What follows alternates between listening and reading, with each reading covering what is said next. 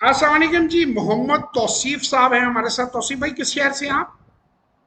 जी मैं कराची से हूँ। वालेकुम कराची सलाम। से। तौसीफ भाई का भी वही जो जनरली हमारा होता है कि बबर शेर और शेर में कहते हैं, मुझे कोई फर्क मालूम नहीं था कि ये, मुझे तो ये पता था कि शेर शेर जो है वो जंगल में होते हैं। तो मैं सीख लूंगा। मैंने कहा जी ना सिर्फ सीखेंगे, सीखने के बाद आखिर में आप ये कहेंगे कि मैं क्लियर हूँ, 90 दिन का प्रोग्राम मेरे पास है, I know what to do. तो मैं यही पूछूंगा कि इस 1 घंटे से पहले आप कहाँ खड़े थे या नॉलेज वाइज, क्योंकि हम किसी शेयरों का नाम नहीं लेते, क्योंकि हम किसी मोनोपलाइजेशन का हिस्सा नहीं मार्केट की बनते। कभी नहीं मेरा कोई, आप किसी में मेरा नाम देखेंगे कि ये इस शेयर को चला रहा है, उसको चला रहा है, मैं बिलीव नहीं करता। मैं फेयर प्रैक्टिस में बिलीव करता हूँ। तो घंटा पहले आपकी नॉलेज जहाँ पे खड़ी थी और अब कहाँ खड़ी है, बस ये मुझे बताएं कि आप 90 डे प्रोग्राम आपके पास है, आप 90 दिन मार्केट में एक छोटी इन्वेस्टमेंट के साथ प्रॉपरली सेल कर सकते हैं। जी अल्हम्दुलिल्लाह। इस सेशन से पहले जस्ट एक नो हो ना होने के बराबर थी। एक ऐसे कहते हैं ना, इस तरह किनारे किनारे पे थे। अब ये है कि एक डुबकी लगा सकते हैं। सर और डुबकी लगाना ही तो असल बात है। मैंने पीछे भी एक बात कही थी कि शिप जो होते हैं वो किनारे पर महफूज होते हैं, बंदरगाह पर महफूज होते हैं, लेकिन शिप इसलिए बनाए नहीं जाते। जो शिप पानी की गहराई में ना जा सके और माल ही एक कार्गो को इधर से उधर ना ले जा सके, तो उस शिप का मालिक को क्या फायदा। इसी तरह बिल्कुल इल्म तो ऐसा ही वही है जो इल्म नाफे हो। जिस इल्म से कोई फायदा ही नहीं है वो इल्म किस काम का।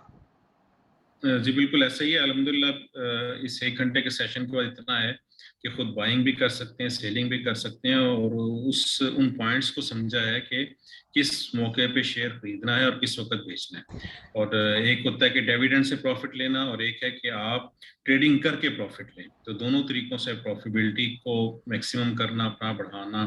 तो ये अल्हम्दुलिल्लाह सब बातें अच्छा, समझी भी हैं। अक्सर तौसीफ भाई मुझे ना कई लोग पूछते हैं कि मार्केट डाउन हो जाए तो फिर आप क्या करते हैं। तो मैं उन्हें कहता हूँ यार, अगर तो मेरे पास स्पेयर कैश हो तो जो हाई डिविडेंड यील्ड स्टॉक्स हैं मैं मजीद खरीद लेता हूँ। क्योंकि देखिए, अगर मुझे एक शेयर, लेट से हम उसकी मिसाल कोई भी प्राइस रखते हैं, परसेंटेज में बात करते हैं कि 100 रुपए में मुझे 20% डिविडेंड दे रहा था और मार्केट इतनी नीचे आई कि वो 60 रुपए पे आ गया या 50 रुपए पे आ गया, तो अगर मैं मजीद उसे खरीदता हूं तो मेरी डिविडेंड यील्ड उन शेयरों के ऊपर 40% हो जाएगी जो मैंने 50 पे खरीदी है। ये 100 जी के सही। पीछे 20 दे रहा है, तो 50 के पीछे 20 40 बन जाता है। और जो कंपनी आपको इतना मुनाफा दे रही हो, भारी डिविडेंड दे रही हो, वो यकीनन सूनर और लेटर वो बाउंस बैक करती है उसकी प्राइस, और वो पहले से भी ज़्यादा ऊपर जाती है।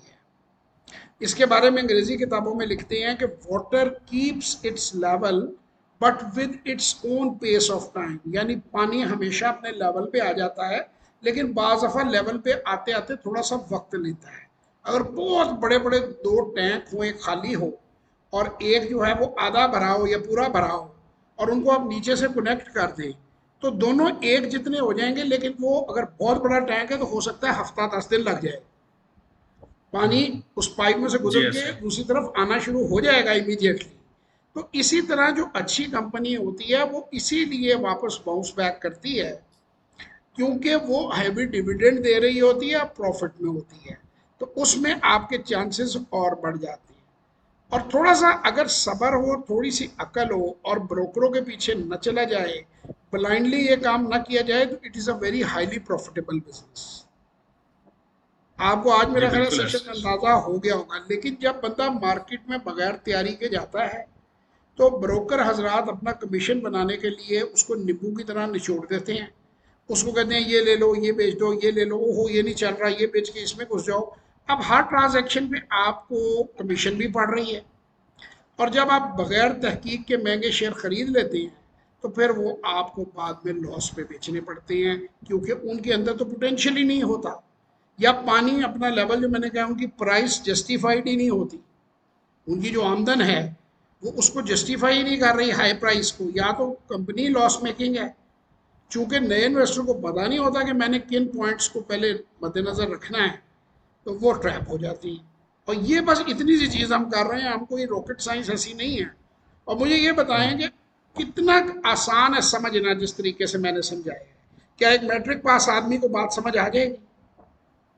देखिए जी, थोड़ी सी भी सतही जहानत या जमा तफरीक का फ़र्क इंसान समझता हो तो मिडिल क्लास इंसान भी आसानी से इसको समझ सकता है और कर सकता है। सर एक सिर्फ दुनिया उसको का बहुत बड़ा, जी जी प्लीज मुकम्मल कर लें। थोड़ा सा जिसको बुनियादी हिसाब किताब का पता हो या जमा तफरीक आती हो या बाजार से जाके कुछ छोटा सा चाहे हल्की फुल्की सब्जी या ग्रोसरी कर सकता हो, किराने की दुकान से कोई 2-4 चीजें ला सकता हो, वो आसानी से इसको समझ भी सकता है, कर भी सकता है। सर दुनिया का एक बहुत बड़ा नाम है पीटर लिंच उसे कहते हैं, one of the on the wall street, मैंने बड़ी बार उसका जिक्र किया, बीटिंग द स्ट्रीट और बहुत सी किताबें हैं उसकी। पीटर लिंच ये लिखता है अपनी बुक में कि अगर आप पांचवी जमात का हिसाब किताब कर लेते हैं तो आप स्टॉक मार्केट में काम कर सकते हैं। अगर आप इतनी रिसर्च कर लें जितनी एक फ्रिज करने खरीदने से पहले नॉर्मली एक फैमिली करती है, तो आप पैसा नहीं गंवाएंगे। और आप हफ्ते में अगर 1 घंटा भी इस काम को शाम का कोई वक्त रिसर्च के लिए दे देती हैं तो it is more than enough. यानी आप अपनी कोई भी जॉब या बिजनेस के साथ इसे आसानी कर सकते हैं। और मेरा ख्याल है कि आज की प्रेजेंटेशन के बाद आपको चीज़ें क्लियर हो गई कि ये बिल्कुल तीनों ऐसे ही ये है, सारी बातें अल्हम्दुलिल्लाह। सच हैं। बहुत शुक्रिया तौसीफ बिल्कुल भाई, ऐसे, आपके साथ ज़िंदगी रही तो फिर मुलाकात होगी इंशाल्लाह, दुआ में इंशाल्लाह। याद रखिएगा।